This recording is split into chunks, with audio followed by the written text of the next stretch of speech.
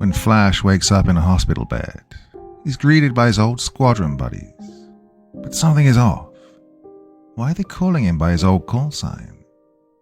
Struggling to piece together his foggy memories, Flash is haunted by fragments of a mission gone horribly wrong. Who's the red-haired woman watching him from across the room? Why does she look so familiar? As Flash tries to reconnect with his friends and uncover the truth, a chilling realization begins to creep in. Not everything, or everyone, is as it seems. Was it just a crash, or something far more sinister? Tales from the Pack 6, The Silent Thunder of Skyhawks, by Taxi Dancer. It's time to sit back and relax with your favorite drink. And listen.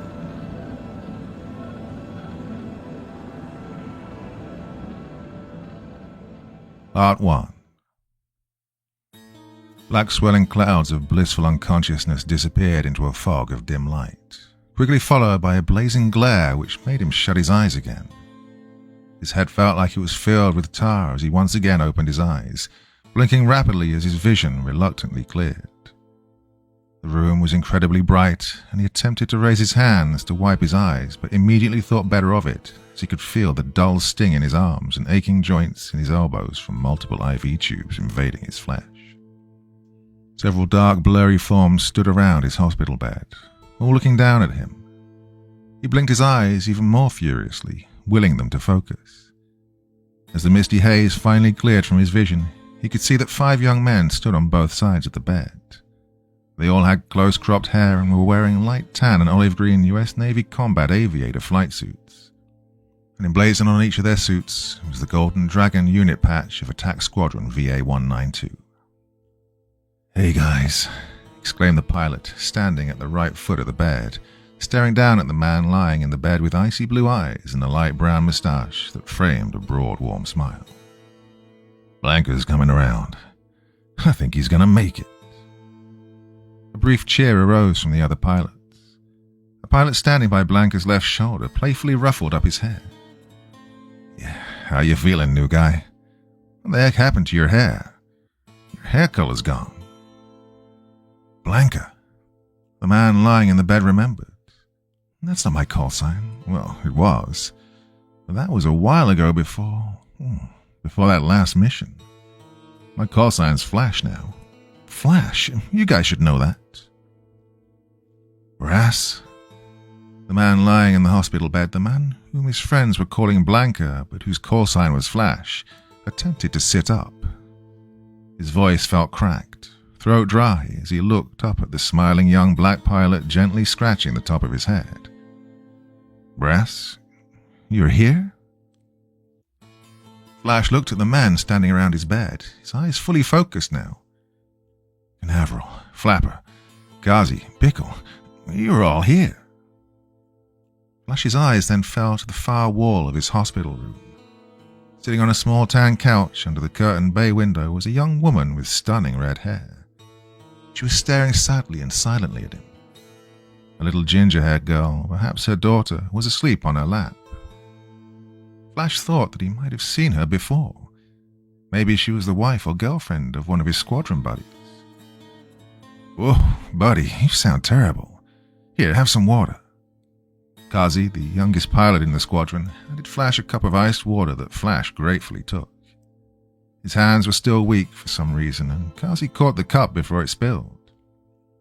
"Well, hang on, Blanca," smiled Kazi. "Here, let me help you." Kazi held the cup to Flash's lips as he sipped the water, grateful that his friends had come to visit him, but still perplexed that they were calling him by his old call sign. Feeling much better as the water flowed down his parched throat, Flash leaned back and smiled.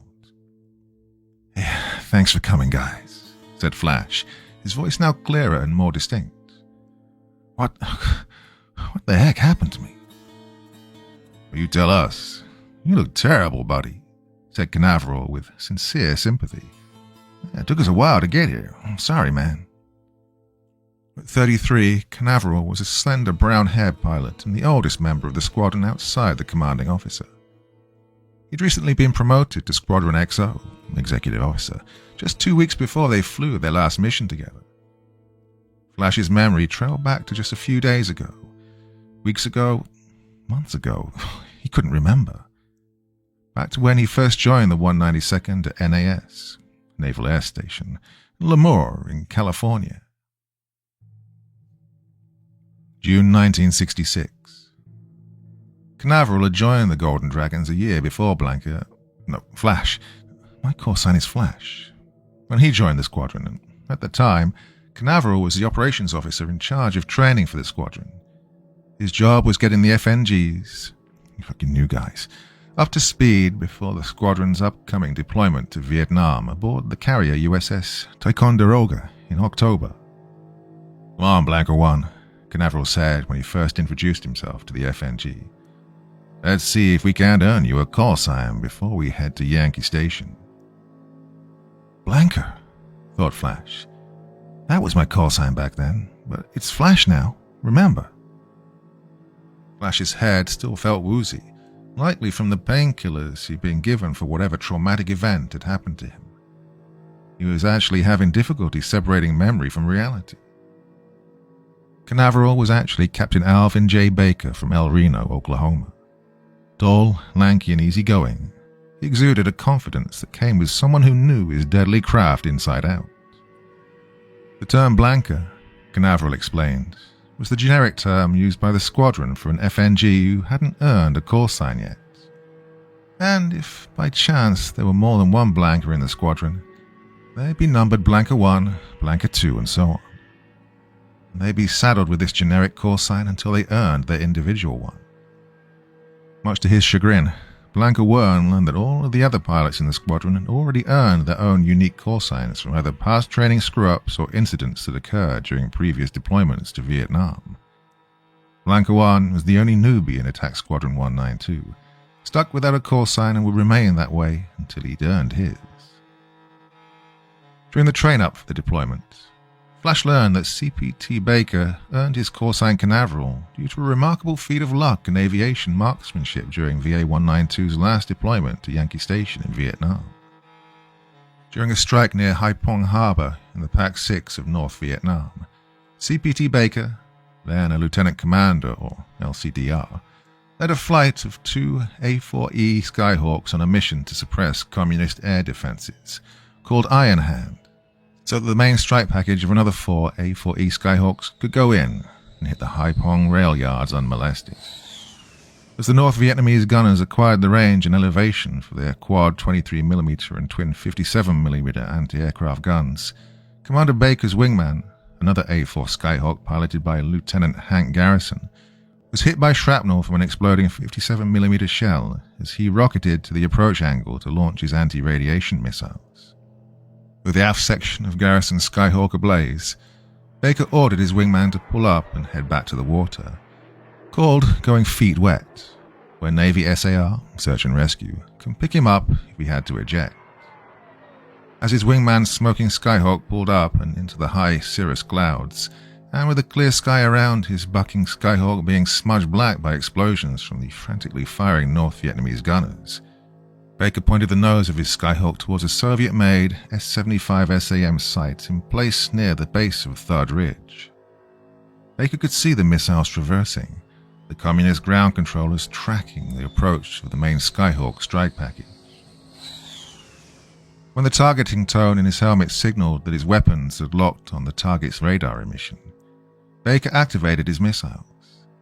The tiny attack fighter shook from the weapon launch as 2 AGM-45 anti-radiation strike missiles launched from his rails and raced towards the North Vietnamese controlling station and radar system where a dozen enemy ground controllers were tracking the incoming American Skyhawks.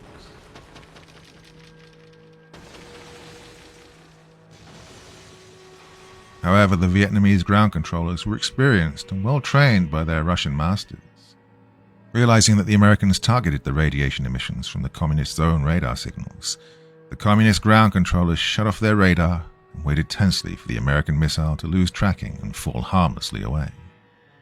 However, the new American strike missiles were programmed to remember the point where the radar track originated, even if the radar was shut off, and 150 pounds of high explosive flew straight into the Communist radar system at supersonic speed, engulfing it and the ground controllers into a thundering mushroom cloud explosion of fiery destruction. The earth rumbled and belched as a second missile exploded a split second later, spreading a tidal wave of molten metal and flame in a wide arc. The tsunami of fire ignited the fuel of a nearby S-75 SAM launcher, and the missile flew skywards and somersaulted over and over into the air before slamming into an S-60 anti-aircraft gun emplacement 100 meters away. The resulting explosion blew the unfortunate communist anti-aircraft gunners several dozen meters straight into the sky. "Damn," said Commander Baker as he circled his Skyhawk above the carnage he'd caused. "The damn North Vietnamese reached the moon before we did." And that, Commander Baker explained 8 months later to the squadron's newest and only FNG, is how I earned the DFC, Distinguished Flying Cross, and, more importantly, the callsign Canaveral. It was a scorching California summer afternoon, and the two pilots were on the tarmac walking back towards the hangars after just having conducted a training flight on the newest version of the Skyhawk, the A4E. "Yeah," added a slender black pilot sporting very close-cropped hair, dark aviator glasses, and a pencil-thin mustache as he approached across the flight line. He had 3 bottles of Coke. One he gave to Canaveral, one he handed to the red-haired FNG, and one he opened for himself. The name on his uniform read Garrison. "So, this is the new Blanker," said Garrison as he looked the new pilot up and down. Wearing the rank of Lieutenant Commander, Garrison looked to be no older than his mid to late 20s. "Hey, Canaveral, you gonna tell him what happened next? You ain't the only one who earned their moniker that day." "I think I'll let you tell that story, Brass." Garrison, whose call sign was Brass, took a long gulp of his Coke as the three walked towards the 192nd operations room. "You know what, Canaveral? I'll admit that I don't have your talent for the flamboyant, the panache and flair, so to speak, for telling a good tale.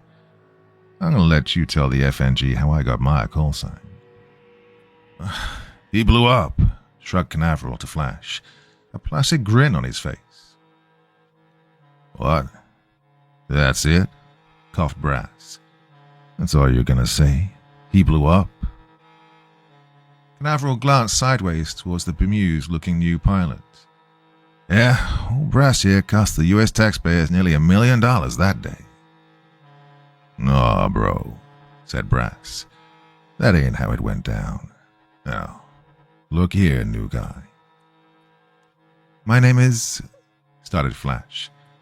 No, not yet," interjected Brass, holding up his hands. "You don't get a name until you earn a call sign.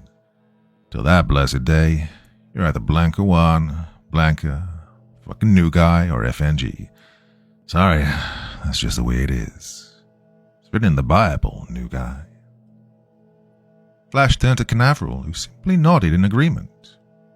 "Anyway, new guy, let me regale you with the tale of the day I selflessly saved Canaveral's life so he could be the John Wayne white-bread star of the show, riding off into the sunset on his shiny white Skyhawk." "Well, I don't remember it like that," said Canaveral. Hey. Brass wagged a finger at Canaveral. "You had your chance to tell the story properly. Now let me fill the new guy in on how things really went down. So, like my man Canaveral said, we're in some real heavy shit that day. Uncle Ho's gunners already had our approach vectors, altitude, attack angles, and speed calculated, so we already had the deck stacked against us. Hell, they even had our call signs." "Hang on," said Flash, stopping in his tracks and looking incredulously at Brass. "How the hell did they get all that data? Is this some kind of leak in our intel?" Canaveral just looked down, closing his eyes and shaking his head slightly. Sort of like that," admitted Brass. "Now, come on, new guy. It's hot as shit out here." Anyway," continued Brass as the three pilots made their way towards the shade of the squadron hangars. "The Vietnamese were hitting us with all the flak they had in Hanoi, and The sky around me and Canaveral was all black and red from all the explosions and traces. A real 8th Air Force over Berlin type shit. Except that the Vietnamese also shock-guided telephone poles at us that were far deadlier than their flak. As we were approaching the point where we dived to attack the SAM side, I noticed that we were taking 57mm rounds out to our 1 o'clock low from yet more flak guns. Canaveral here was fixing to dive right through that mess. Target fixation, it's called. So, loyal and faithful wingman that I am, I banked hard right and dived, allowing myself to be struck by the cruel slings and arrows meant for my white-bread brother in arms.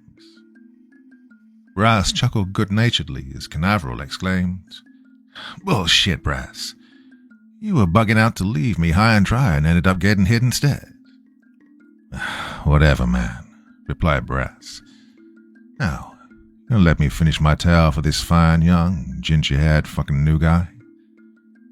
"Yeah, go ahead, finish your story, bro," said Canaveral, finishing his coke and nonchalantly tossing the bottle into a waste receptacle. He was unaware at how stunned the wide-eyed new guy was that the two veteran pilots would so casually and jokingly describe events that could have very easily ended their lives in a fireball of explosives, fuel, and twisted metal. So, as was previously stated, I was out over the Tonkin Gulf and trying to coax my Skyhawk back to the Tico. That's USS Ticonderoga. I knew I was hit, but it didn't seem bad since my Skyhawk was still relatively responsive, despite all the warning lights going off in my face. 15 clicks from the Tico, and I began to make my turn to get on deck. Controls were fighting me, so I knew I was losing hydraulics. 10 clicks out, and I could see the SAR of the port halfway between my position and the Tico. Approach path still good. Then, at 5 clicks, my cockpit suddenly filled with smoke as the aft end of my plane felt like it got hit by a train. I ejected a split second before the fire hit my internal fuel tanks and my Skyhawk exploded. I was in the Gulf for about 2 minutes before SAR plugged me out of the water. And that's why they call me Brass, you dig? Brass turned and smiled proudly at the new guy. It's because I got the biggest pair of brass balls in the entire U.S. Navy. "Really? Thought it's because you had a brass ass," replied Canaveral. "Despite the crotch of your flight suit catching fire, your ass only suffered minor burns." "And that, brother, and that," laughed Brass, playfully punching Canaveral on the shoulders.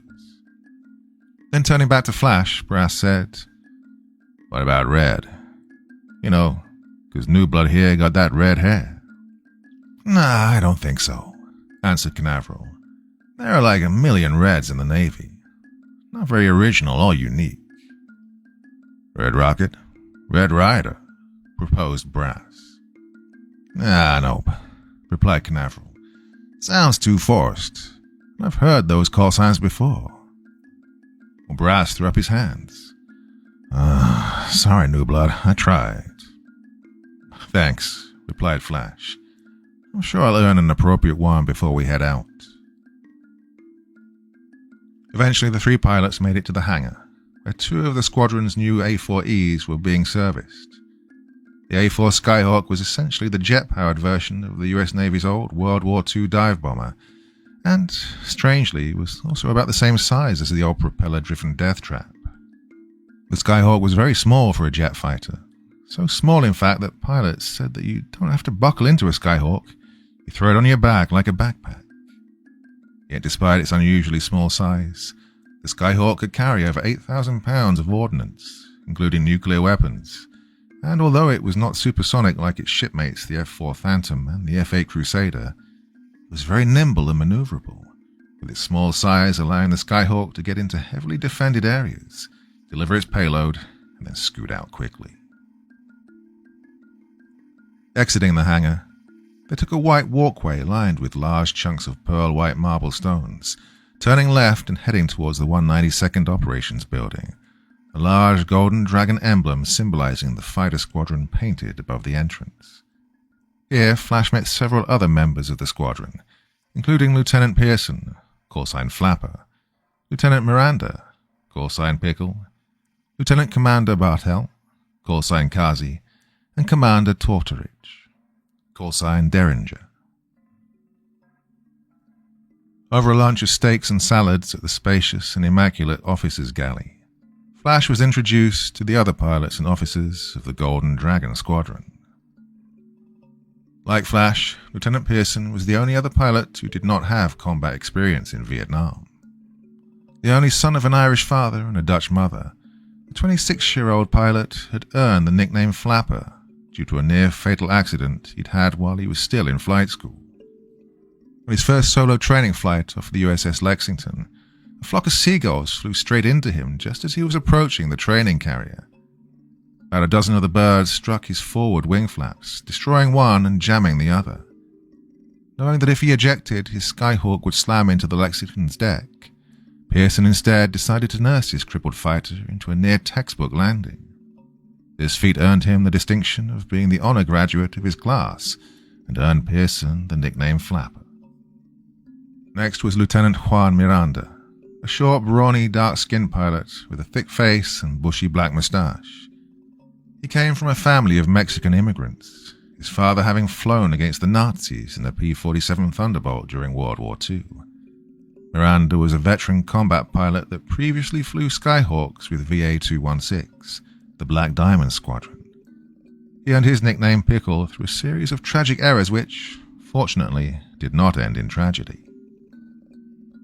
On the day Miranda earned his nickname, he was flying a two-flight element over Route Package 3 in the middle of South Vietnam near the Laotian border. It was considered a somewhat dangerous area due to the heavy concentration of NVA, the North Vietnamese Army, with their anti-aircraft guns in place there to defend the Ho Chi Minh Trail, but was definitely not as deadly as Route Package 6. An army unit had been ambushed by the NVA and desperately needed immediate air support in order to safely extract their wounded. However, unbeknownst to Miranda, the Army's second lieutenant calling in the grid coordinates for the airstrike on the enemy positions had mistakenly transmitted the coordinates to his own position. Tragic mistake number 1. Tragic mistake number 2 occurred when Miranda pickled his bombs too soon, dropping 6 Mark 82 500-pound bombs 400 meters from the erroneous grid coordinates which the Army lieutenant had given him. His bombs mistakenly landed directly on top of the enemy NVA soldiers, which had ambushed the Americans.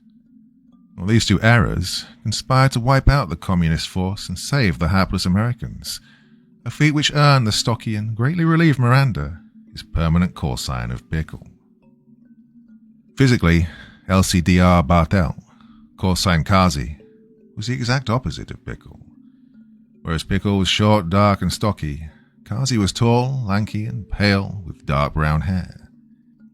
He volunteered to join the Golden Dragons, along with Pickle from the Black Diamonds, when they heard the 192nd was slated to deploy to Vietnam. At just 24, Bartel was the youngest pilot in the squadron. Over Route Package 3 just 3 weeks later, 20 miles north of the location where Pickle earned his callsign, LCDR Bartel was providing close air support over the area where a pair of Army UH-1 Huey helicopters had been shot down by NVA ground fire, when his Skyhawk was struck by 23mm guns hidden in the heavily forested mountains to the west of the valley. Losing flight controls due to the hydraulic system being blown away, Bartel pointed the nose of his Skyhawk, still loaded down with 8,000 pounds of fuel and ordnance, towards the NVA guns before ejecting. From his chute, Bartel witnessed his burning Skyhawk slam into the mountainside. To his surprise, the ground-shattering explosion of his Skyhawk hitting the mountain resulted in many secondary explosions. Later on, Bartel would learn that Army Special Forces went back into the valley to destroy any sensitive equipment on the two downed Hueys and his A-4 Skyhawk, and discovered that near the wreckage of his destroyed Skyhawk were the remnants of 3 NVA 23mm guns. Bartel was credited with the callsign Kamikaze, well, at first, but seeing as how he was born to an Irish father and Japanese mother, his callsign was modified to Kazi, so as not to offend his Japanese heritage. Kazi was legendary in the Skyhawk community for his daring and ability to lead flights through the most intense air defenses to deliver their ordnance on target. Let me tell you about root packages, new guy, said CDR Tortorich, the squadron's XO. His nickname was Derringer because of the handgun he kept with him when he flew the Navy's propeller-driven SPADs as part of the SAR squadron. One day over the PAC-6, he was flying top cover in a SPAD for a Marine F-4 Phantom pilot that had been shot down. Viet Cong militiamen were approaching the wounded Marine's position. When Derringer dived on them, he was surprised to find that his cannons had jammed. Frustrated beyond belief, he pulled up, pushed his SPAD into a tight turn, slid his canopy to the side, and began firing down at the enemy soldiers with his handgun. Jolly Green was able to arrive on station to lower a jungle penetrator to the Marine. The Viet Cong waited until the Marine was being lifted off the ground before they showered the Jolly Green with RPG fire from the dense jungle. The Jolly Green exploded and crashed, killing all aboard. You need to pay attention, because you need to know where you're most likely to receive fire. All of the light-hearted and hearty bantering in the officers' galley seemed to stop, and a somber mood engulfed the entire room. Flash gulped, transfixed on Derringer's icy stare as they seemed to bore a hole into Flash's soul. Tortorich's family immigrated to America from Finland shortly after World War II, and the tall, blonde-haired pilot spoke with a slight Finnish accent. The Vietnam theater of operations is broken up into route packages, 1 through 6, said Tortorich, his usual carefree demeanor now replaced by painful memories of the day he witnessed 7 courageous men die in the fiery explosion of the Jolly Green. Packs 1 and 2 are in South Vietnam's southern areas, where there's almost no enemy ground fire. It's relatively safe. You shouldn't be complacent because a lucky shot from a VC farmer with an ancient musket has brought down our most advanced fighters. Our route packages 3 and 4 are more dangerous. These cover the Ho Chi Minh Trail, where the NVA has emplaced hundreds, if not thousands, of flat guns. Pac 5 is like Pac 4, just times 10, and covers the border between South and North Vietnam. And, Pac 6. Derringer lowered his head. He couldn't continue. In his head, he could still hear the warning of the Jolly Green's co-pilot that RPGs were inbound. He could still hear the screams of the man as the rescue helicopter crashed into the jungle. That was his last mission as an SAR pilot.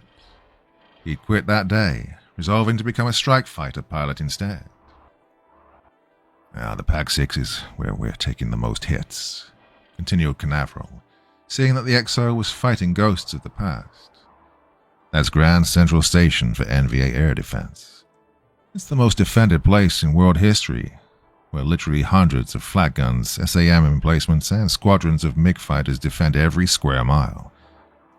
For some reason, Secretary of Defense Robert McNamara has allowed the NVA to build up those defenses almost unmolested, and that's where we'll be expected to fly every day.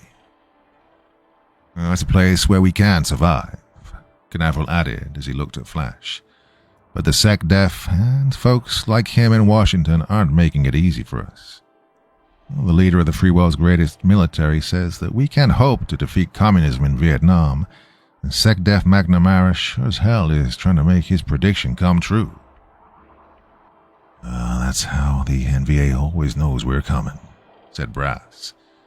SecDef McNamara always makes sure the communists has all the data they need to intercept us. Help support his narrative that we can't win in Vietnam. Robert McNamara ran Ford Motor Company as their CEO before becoming SecDef.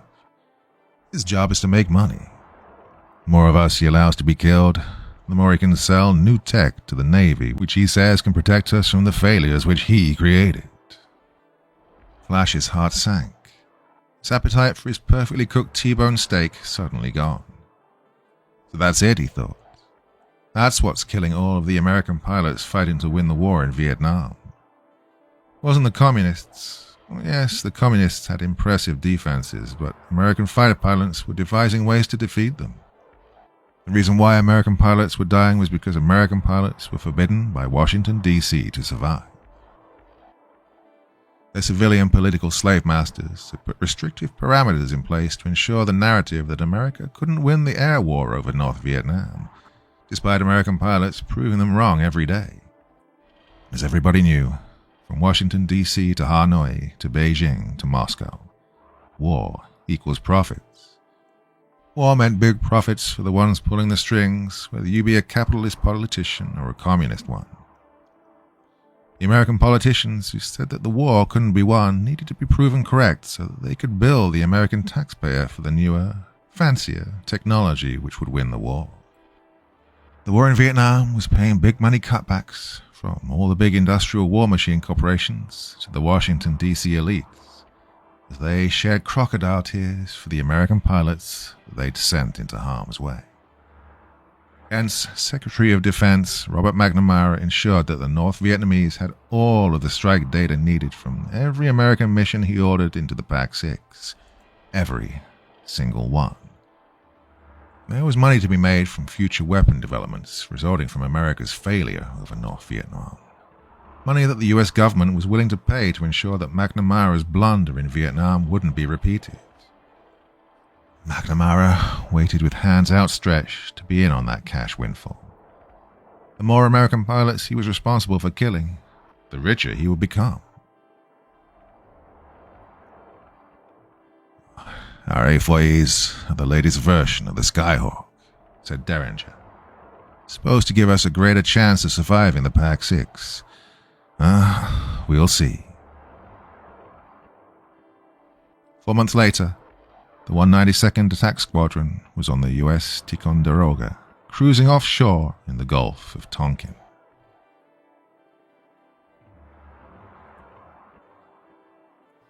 Part 2. December 1966.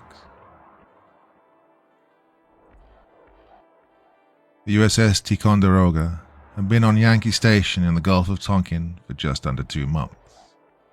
She had replaced the carrier Oriskany, whose decks by that time were missing nearly half of her A4 Skyhawks. They were to participate in Secretary of Defense McNamara's grand air campaign entitled Operation Rolling Thunder, a mighty-sounding operation which was actually a limp-wristed endeavor that allowed the NVA to build up their defenses around Hanoi and Haiphong to overwhelming strength while sacrificing American pilots to piecemeal attacks against targets such as a tree, some dirt, a water buffalo, and an occasional outhouse of no strategic value, which had already been destroyed at the cost of several pilots and planes. The mood in the operations room of the 192nd Squadron aboard the Tico was tense and somber. The first few weeks of their deployment were supposed to ease the pilots into operations into the PAC-6. Some low-risk close air support missions in the PAC-3 and 4 to start before graduating to the more dangerous PAC-5 and, eventually, the deadly skies of the PAC-6 over Hanoi and Haiphong. That was the essence of McNamara's mighty Rolling Thunder.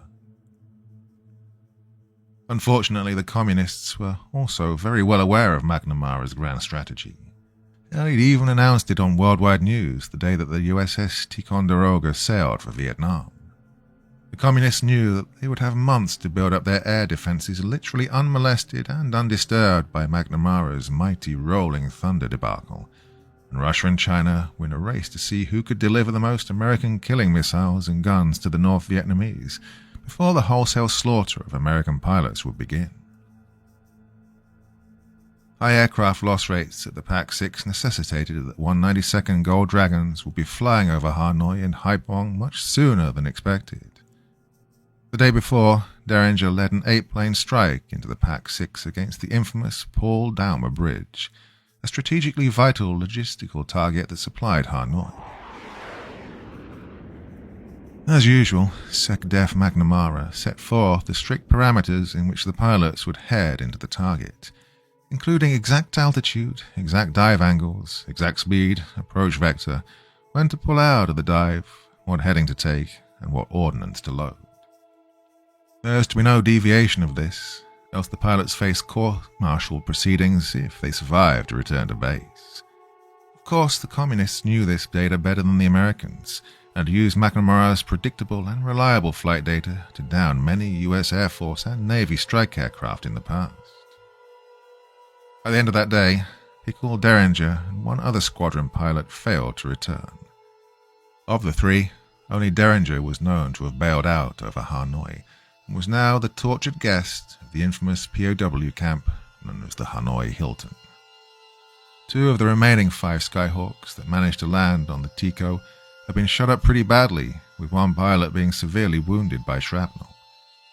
Despite these high losses, the Paul Dalmer Bridge sustained very little damage, as the ordnance which SecDef McNamara authorized for use was insufficiently powerful enough to bring the bridge down. Still, a presumably giddy McNamara scheduled another strike on the bridge 2 days later using A4E Skyhawks.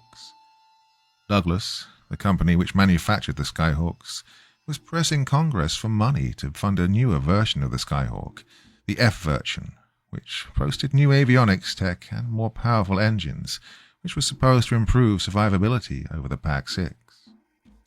Douglas needed McNamara's recommendation to Congress for the funding, and McNamara was more than happy to oblige, seeing as the monetary kickbacks would be substantial to his already bloated bank account. First, however, McNamara needed to down a few more Skyhawks to prove the point that the funding for the F variant was justified. Now, with Derringer gone, Canaveral will be leading the next strike on the Paul Dalmer Bridge. This will be Flash's first mission into the PAC-6, and the loss of 2 veteran pilots like Pickle and Derringer made Flash feel constantly ill, to the point that he hadn't eaten in days. The weather was bad over Hanoi for 2 days, giving the squadron a brief reprieve, but McNamara was impatient to get the strike in.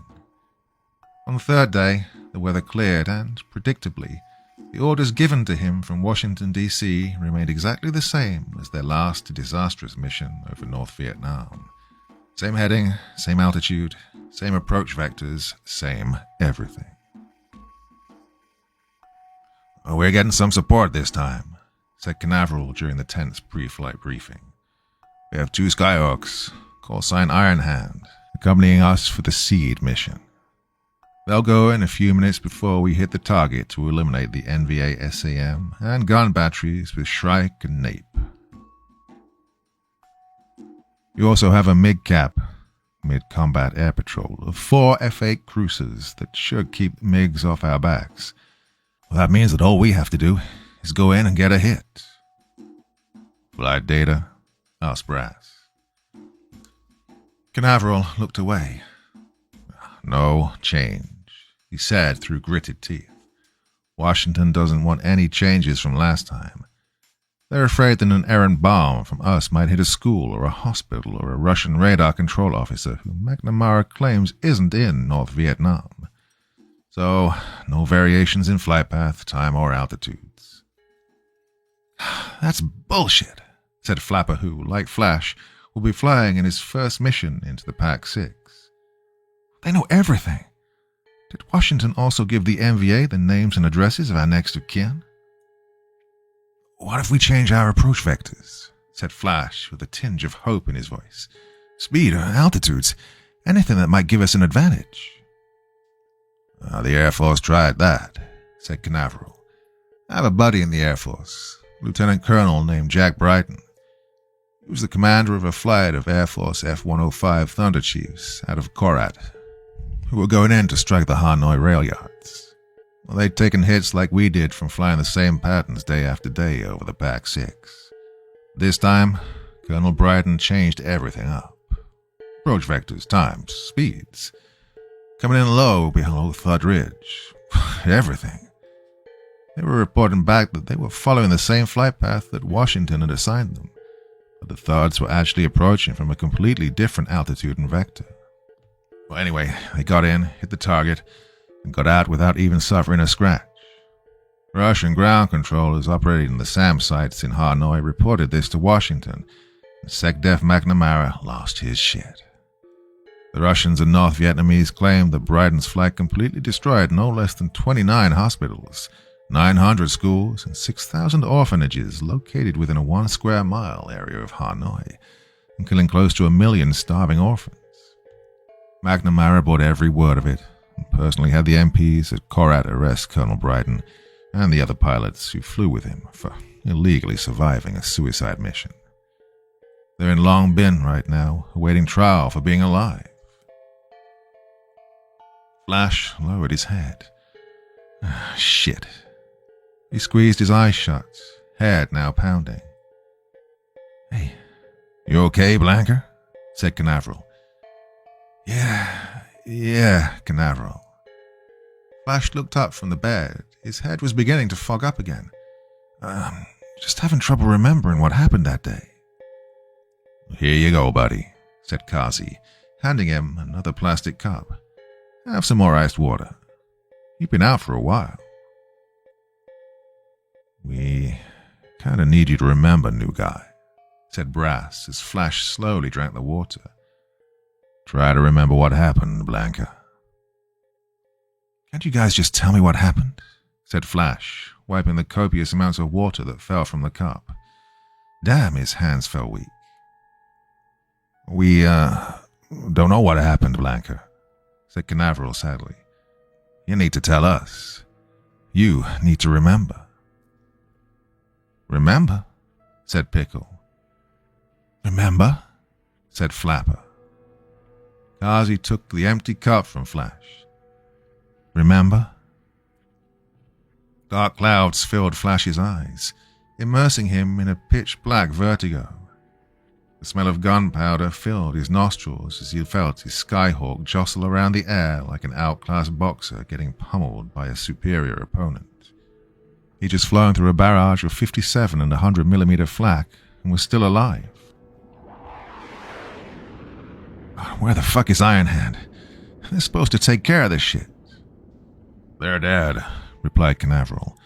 "Sam's got them before they even arrived on station. Stay on target." "Shit, Flapper's hit. Where the fuck?" "Miggs, 417s and 221s, inbound 4 o'clock. "Where?" "Shit, where's MigCap?" "They were ambushed. The MiGs knew they were coming." 21, Kazi, missiles on your 6. "Kazi's hit. Anyone see a shoot?" "Blanker, we're all that's left. You take lead." "Canaveral?" "Blanker, take lead. The flak has stopped. Me and Brass will fall back and distract the MiGs. You go in and hit the target. Afterwards, you climb. Get feet wet over the Gulf."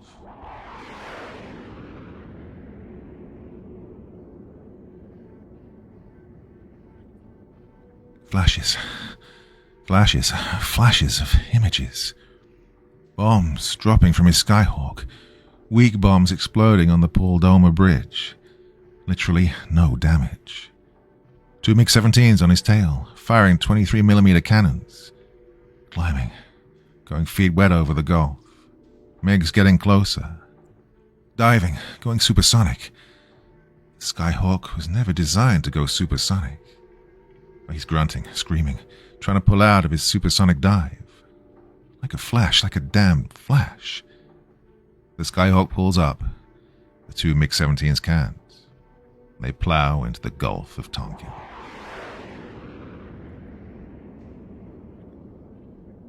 Flash opens his eyes and screams in emotional agony. "Wait, I came back alone. Matt, that's why you guys don't know that I earned my call sign. That's why you guys keep calling me Blanker. You guys don't know that my name's Flash. You guys didn't make it back home, did you?" A somber smile appeared on all 5 of the pilots as they stared down at Flash, a brief hint of sorrow on their faces.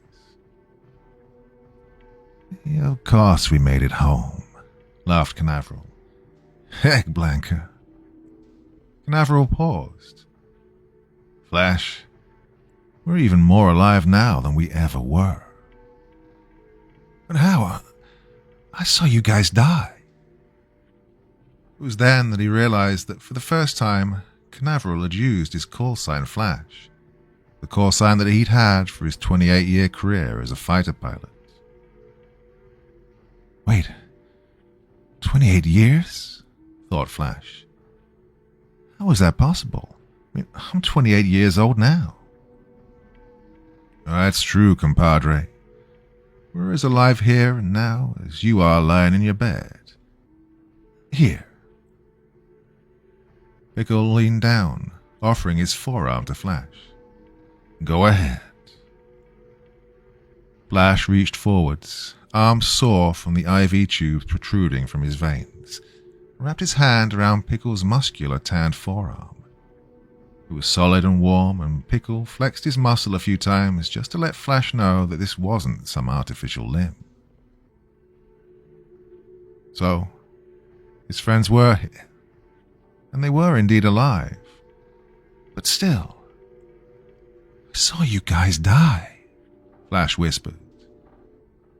Semantics, buddy. That's all that was, smiled Kazi. Yeah, that's it. Semantics, said Flapper as he stepped away from the bed. Nothing like a good old SAM up the ass pipe of a Skyhawk to let you know that there's more to life than dying, right? Pickle also stepped away from the bed, saying, well, sometimes, the good guys don't survive to see the end of the battle. Doesn't mean that the good guys lost the war, comprende? Amigo? Yeah, Flash, added Brass, messing with Flash's hair again. You can't be living in the past, man. Not when you have a full life ahead of you.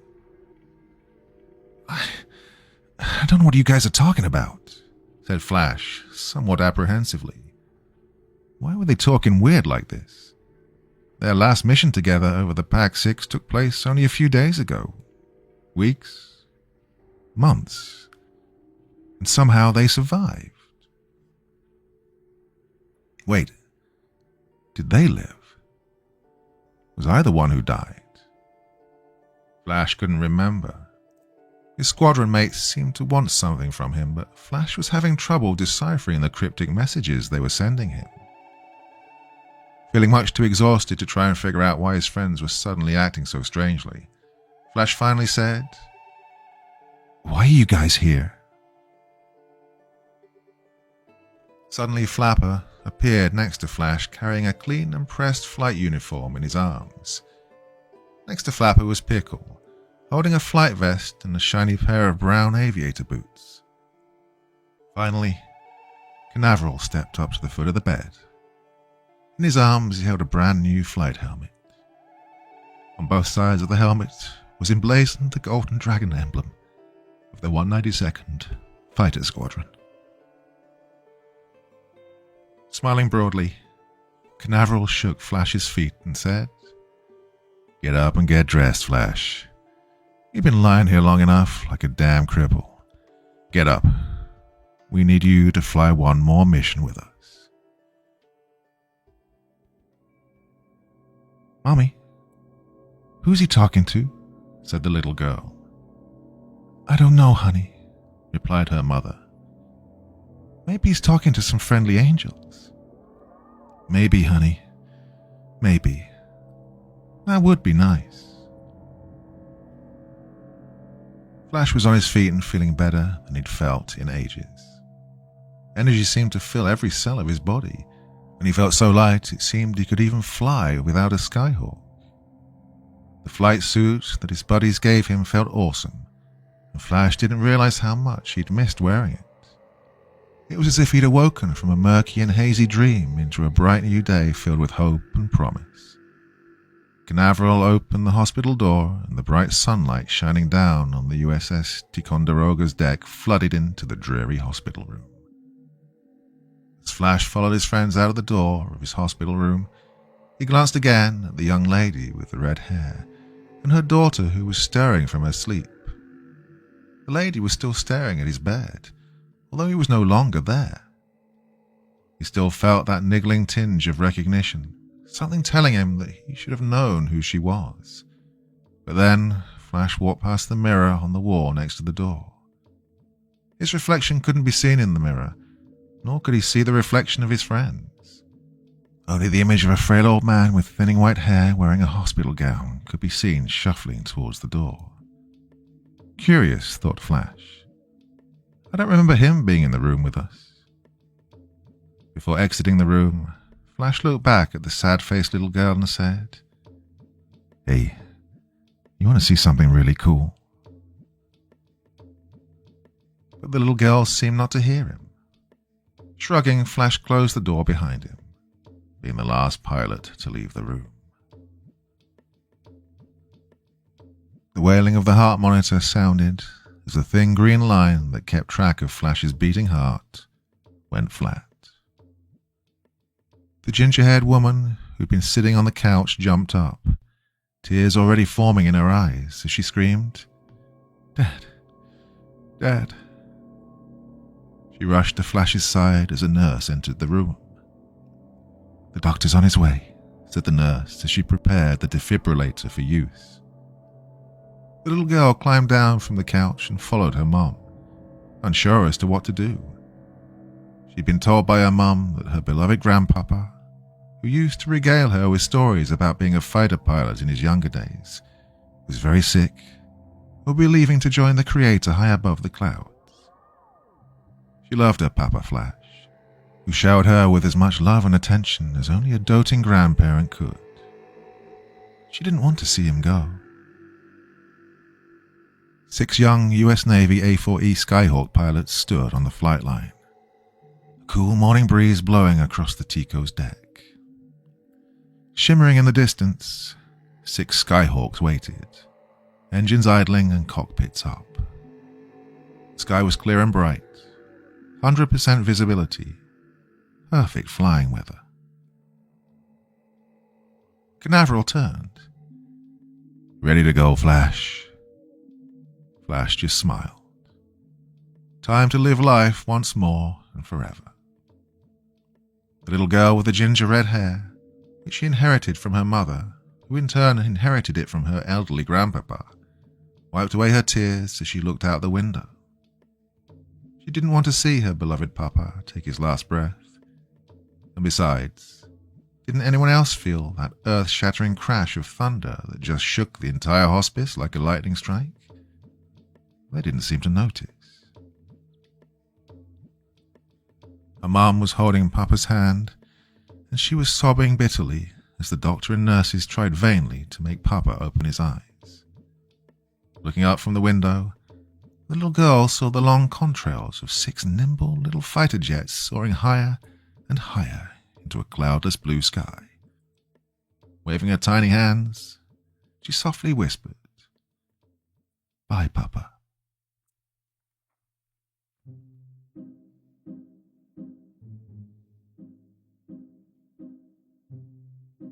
Oh. Well, that was posted on Memorial Day, and I couldn't read it at the time. That was dedicated to Taxi Dancer's father, who served 2 tours of duty in Vietnam aboard the USS America and the USS Enterprise and in the Mekong Delta, and to his beloved granddaughter, who heard the silent thunder of fighter jets on the night he passed away.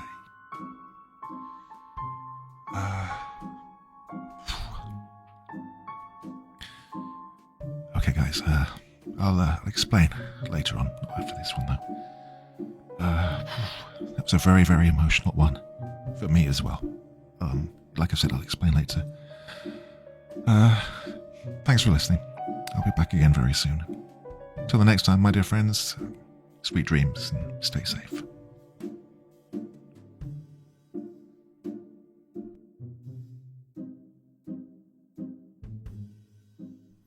Thank you so much for taking the time to listen to this story today. Really means a lot to me and to the author of the story, of course.